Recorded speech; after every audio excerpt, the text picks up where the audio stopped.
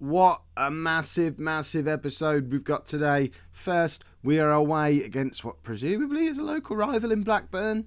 We better start with Black anyway, so, you know, it's a derby on that basis alone. But then, bigger than that, we are at home against the former club, Southend United. And not only that, they're still managed by my former assistant manager.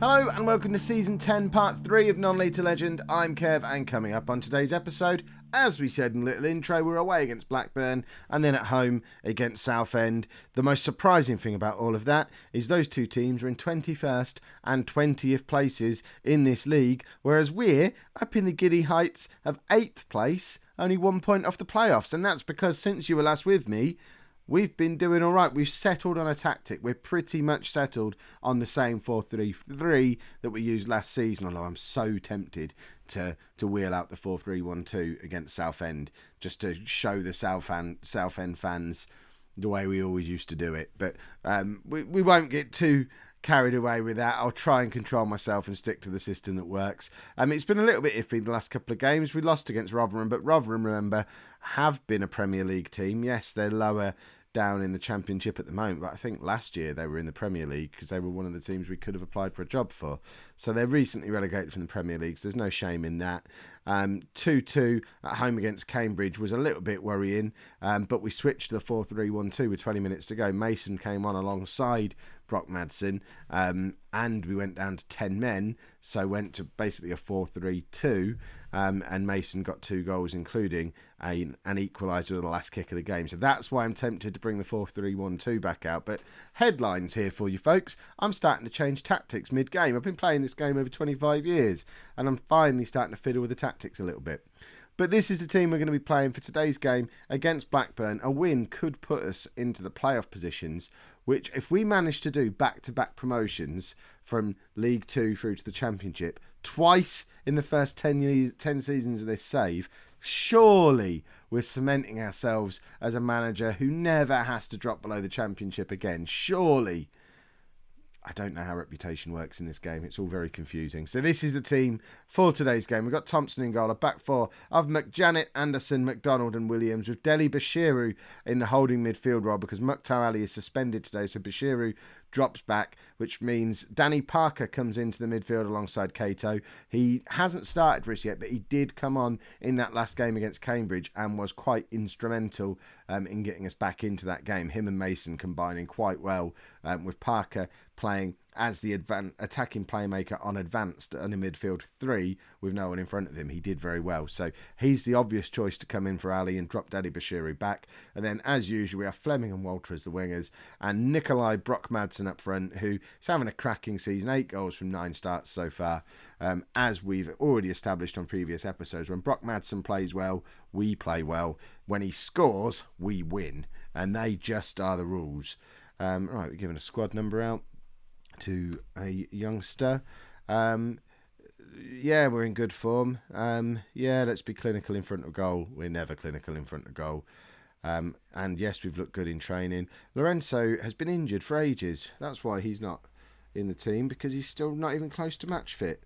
Silly bear. What a silly question. I don't know how he gets back in, to be honest, because with Ali, when he's back from his suspension, that midfield 3 has been really settled and playing really well. So at best, Lorenzo comes in as a bench player for a little while. But with the emergence of Danny Parker, if he plays as well today as he played in that last game against Cambridge, Lorenzo could be finding himself as 5th choice midfielder for a player who was a superstar for us last year. But we did sign a lot of midfielders in the summer, and we've got a lot of talent there, so he's just going to have to fight for his place. We've gone 1-0 down. Don't know if you noticed. I was sort of half watching it while we were having a little chat. The free kick came in. It's all very sloppy. We should have done better with this.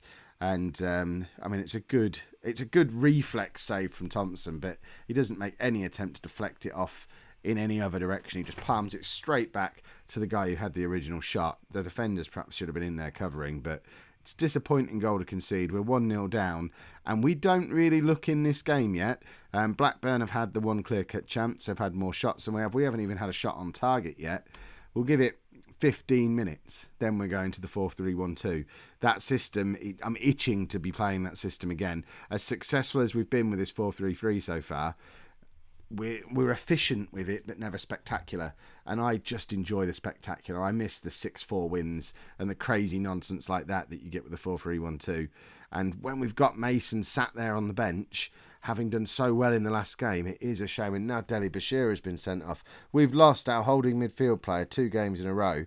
I think what we're going to do is go to the exact system we finished the last game with.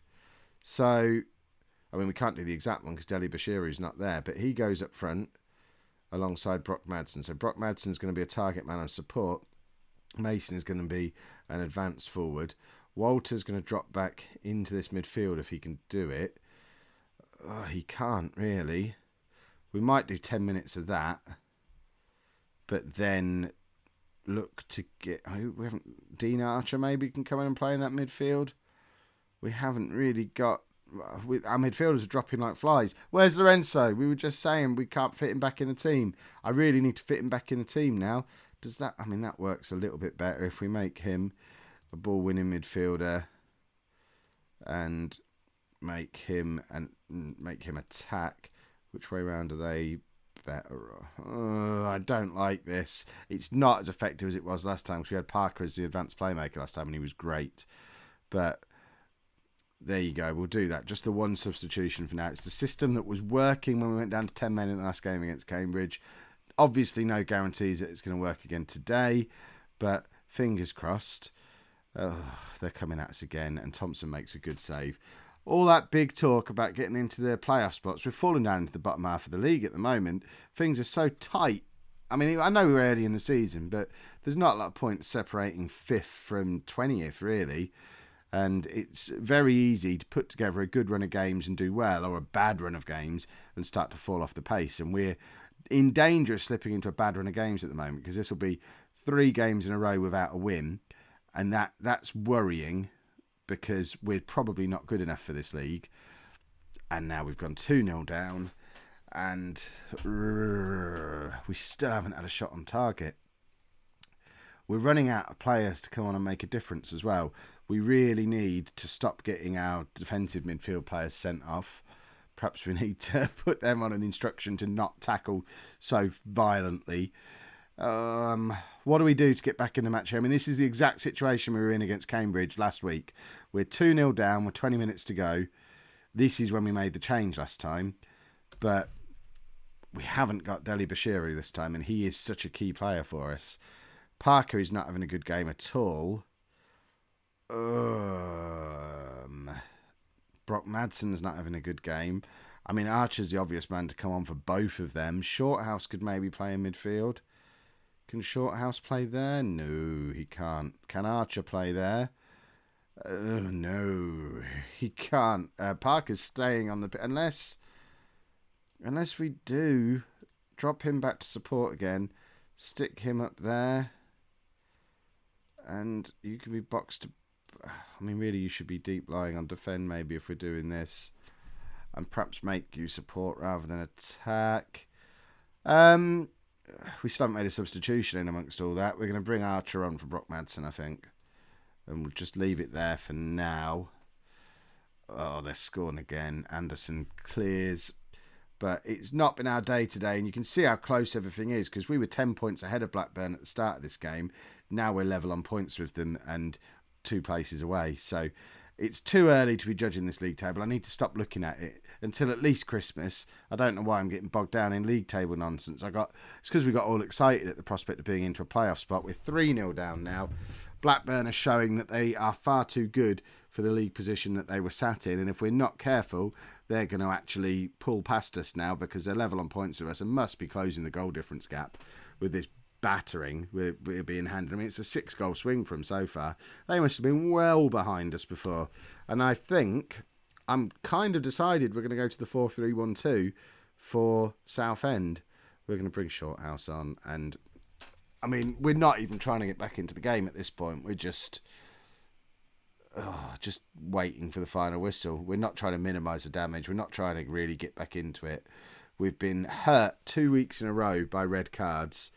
And we need to cut that out. That can't be a thing that we become known for, because there's only so many times you can rescue a draw from a position where you go down to 10 men and you're behind, and it wasn't to be 2 weeks in a row. Archer, I mean, that's some nice little football there between Cato, Archer and Shorthouse, but the ball's given away all too easily in the end. Blackburn are in again, and Tom Anderson, what a rock that man is. And Archer, we've only got 10 minutes left, 10 seconds left, sorry. There's no point getting excited, even if we score. We're not going to, because we don't even get a chance to get the cross in. That was a very disappointing game. Hopefully it's just getting us ready for that massive swing towards the excitement of stuffing Southend. Oh, it's been a long time since we've seen this tactic, but I just could not resist. We're playing against Southend.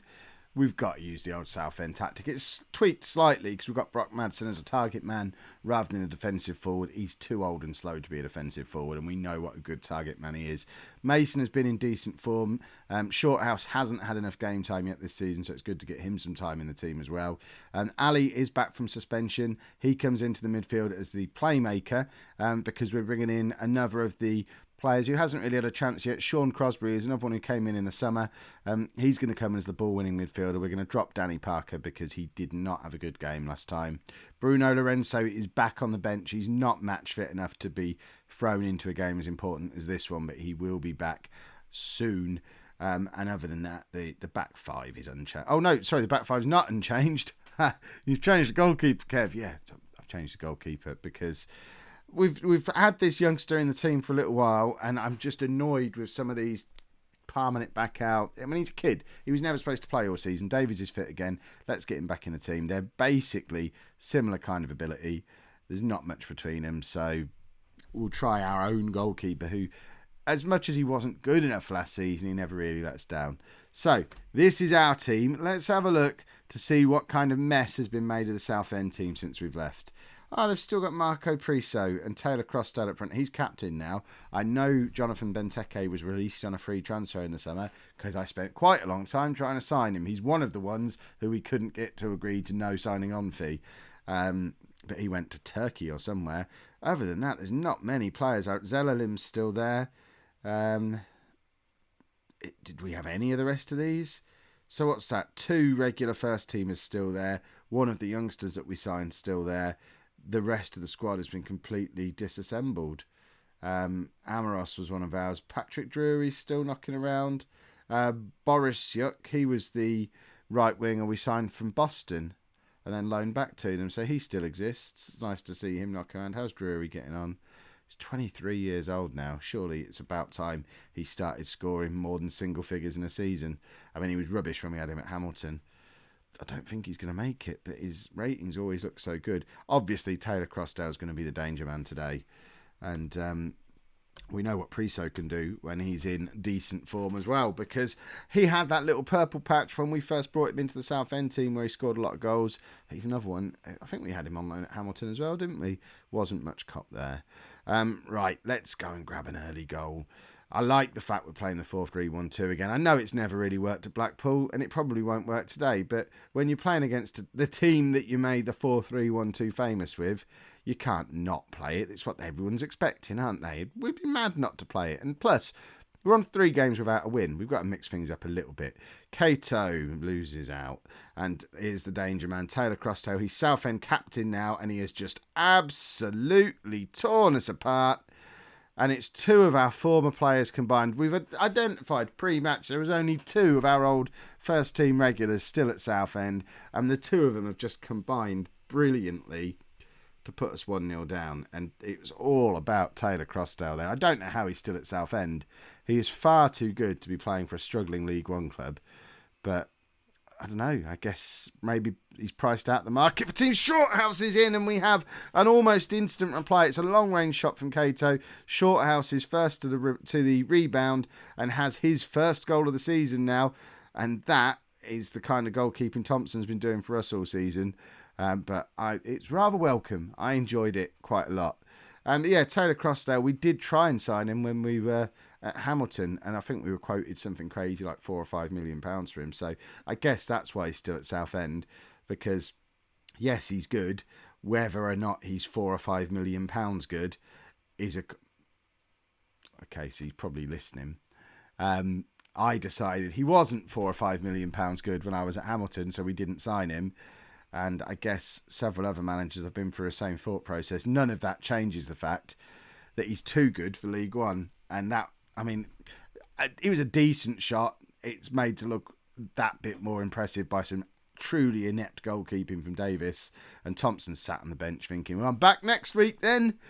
Was that goal disallowed? No? I mean, that said offside on there. Obviously, you'd struggle to be offside from a corner, but we're getting absolutely battered by our old team here. Mental note, don't use the 4-3-1-2 again, because it's never going to work at Blackpool. It's clearly a southern formation, although it worked quite well at Hamilton, so they're not in the south, I don't think. South of Scotland, though, maybe, so perhaps it's just south of the country you're in. Brock Madsen, Cato, out to McJanet. Cross comes in. Mason's there. We've got one back again. Charlie Mason, when he plays, he does score. This is why I'm trying to get back to this system, because I think we've got two very good strikers, and I want to be able to play them both together.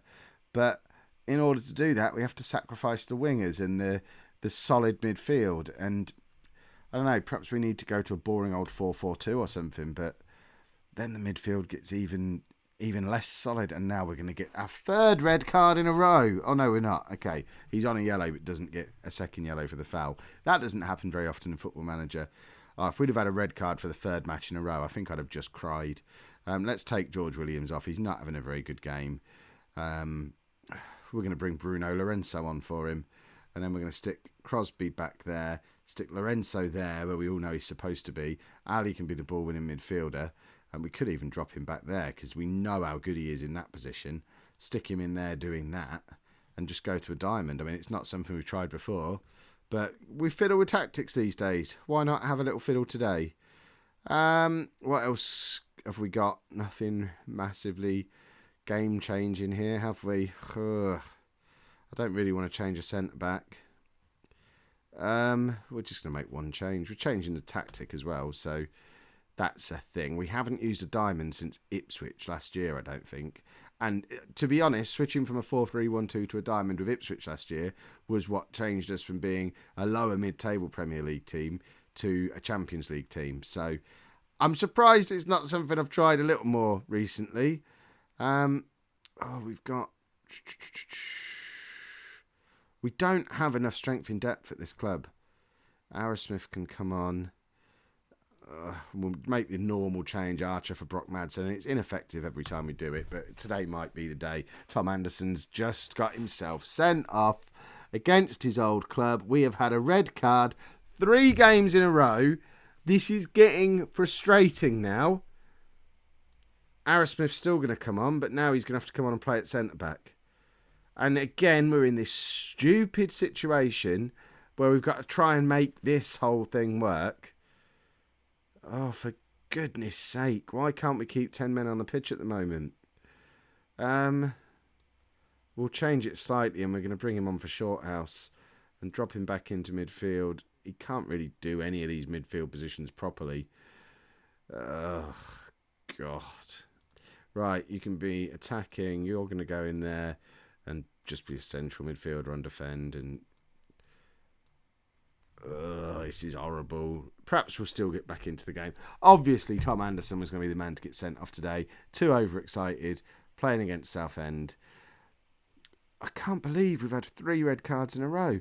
Surely the league must be fining us at some point soon, just for being ridiculous. Cato's got him brilliant there. Can Brock Madsen use his non-existent pace? Of course he can't. But at least we're creating something. And again, it's Cato. It's always Cato. He is. I think he's signing of the season so far, and we've just given away a penalty. That's like the 3rd time Arrowsmith has done that this season. Comes off the bench at centre-back, gives away a penalty, and we're going to go 4-2 down. Zalalim's going to score again.